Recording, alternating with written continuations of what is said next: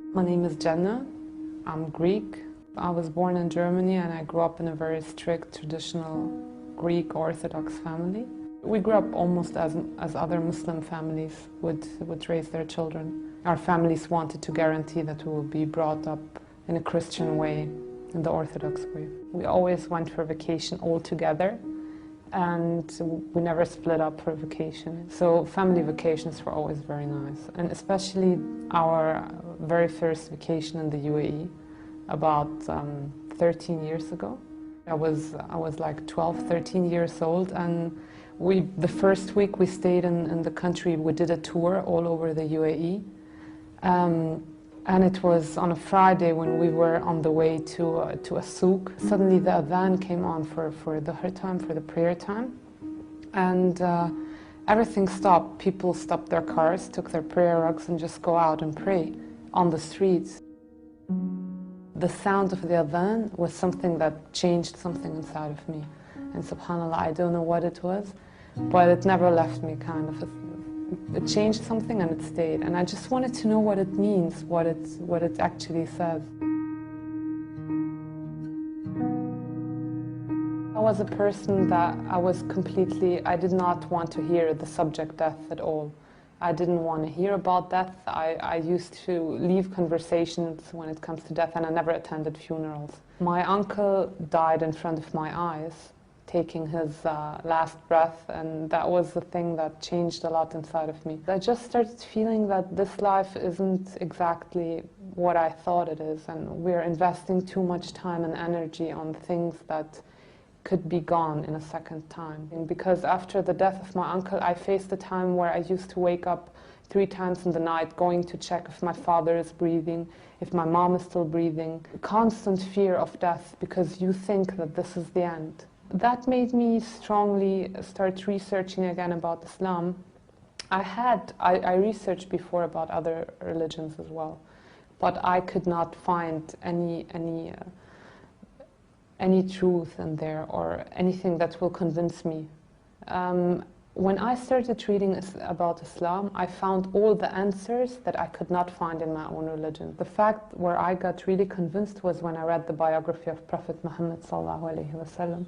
It reminded me so much of what we used to know and read about Jesus, Isa alayhi salam. So I started reading and this person seemed to be such a noble person with such amazing characteristics, with a personality that I think I've never read something similar like that before. After reading the biography, I was convinced that everything I know about Islam, I have to delete it and just start reading from zero onwards and get my own research and get my own facts about this religion, because obviously everything I knew before was wrong. It didn't take a long time to find out that Islam is the truth and that there can't be any other religion in the world than this. Although I got convinced about Islam, I was scared to say the Shahada. I was like, yeah, it's the right thing. I might, take this logic and this way of life inside of me, but I won't ever be able to accept Islam because of my parents and my family. I knew that they will never accept it, and that if they would ever get to know something like that, my life would change dramatically. So I met a girl in Germany. She's from Egypt. Her name is Noha. She helped me a lot because I met her right when I started praying to find the truth, to get more courage in what I'm doing. We got to know each other, we talked about Islam, she started explaining everything to me, all the questions that I had, because I was convinced, I knew it's the truth, I knew my religion is wrong, and that I couldn't live like that. After meeting Noha, I think 1 or 1.5 months later, I took my Shahada in Germany, in the student dorms. It was supposed to be just me and her, but somehow Muslim students get to know that someone is going to convert to Islam, so I had about 20 people in the room afterwards. So alhamdulillah, I had many witnesses. Alhamdulillah, I took my Shahada, and I will never forget that day, and I will never forget my first prayer. Going back home wasn't that scary as driving towards saying the Shahada. I think that day, my whole life, I mean, Shaitan was playing so much with my feelings. I think my whole life passed in front of me like a video stream. I was seeing icons. I was even thinking, but that's now haram because my parents, they spent so much money for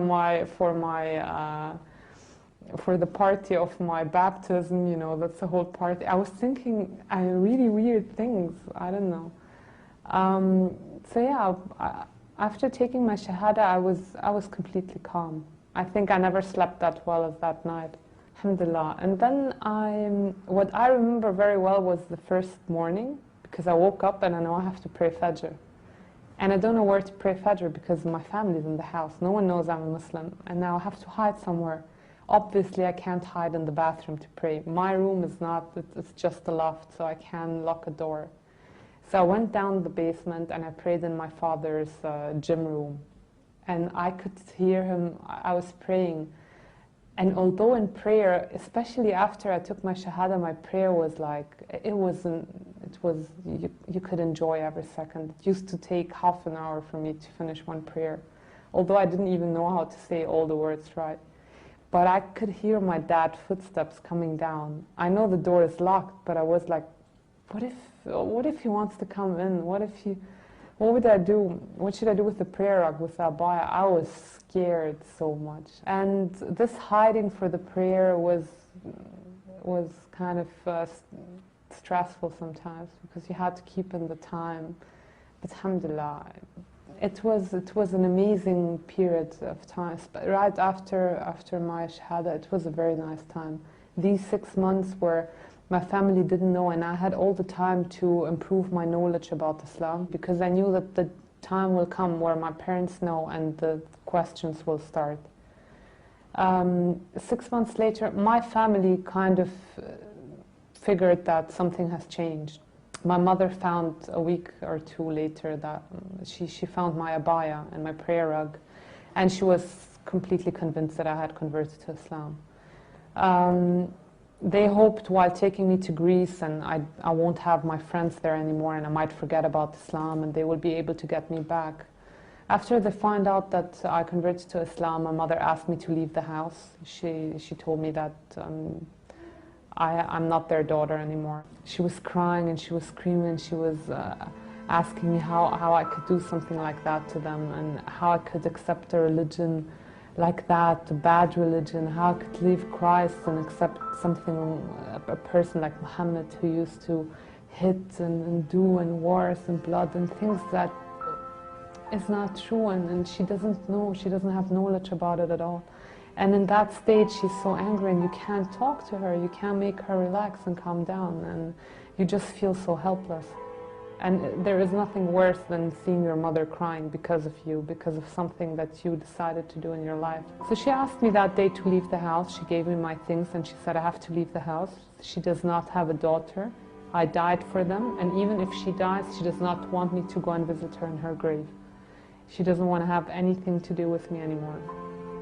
After all that, I still stayed for about 5 months in Greece, and I tried everything I could with my family in order to make them accept my conversion. For 5 months I had everyday humiliation. One thing I still don't understand is where I got all the strength and all that sabr to go through that time. I mean, every night I used to pray and just cry and pray for strength to face the next day. I had, subhanAllah, during that time, my first Ramadan. My first Ramadan I had to spend it all by myself in Greece while having my family bombarding me with insulting Prophet Muhammad, insulting the religion of Islam, insulting me. It's very difficult, and I never felt bad about, I never kept something like that inside of me. I forgave them for everything they did because I know that they don't know and they can't understand. And because of the media, which is the worst thing that's going on in the world at the moment, these people are afraid. My mother thought that I joined an organization. She was asking me, all these people that I have on the internet, that I'm chatting with, friends, where do they come from? Do I know? Did I join any organization? Do I have anything to do with terror? That's what she had in mind after she knew that I converted. I started thinking that I have to leave Greece. So I started looking for jobs in the Middle East, and I found a job in a German company here in Dubai. And that's how I came. I think I prayed a zillion istikhara before coming here, because it was a very big step, and I could not imagine my life all of a sudden on my own without my family. I was always depending on my family. I never worked in any other place than my family's businesses. And I felt that it would be very difficult. Of course, I did not tell my family anything. I just took an airplane and came.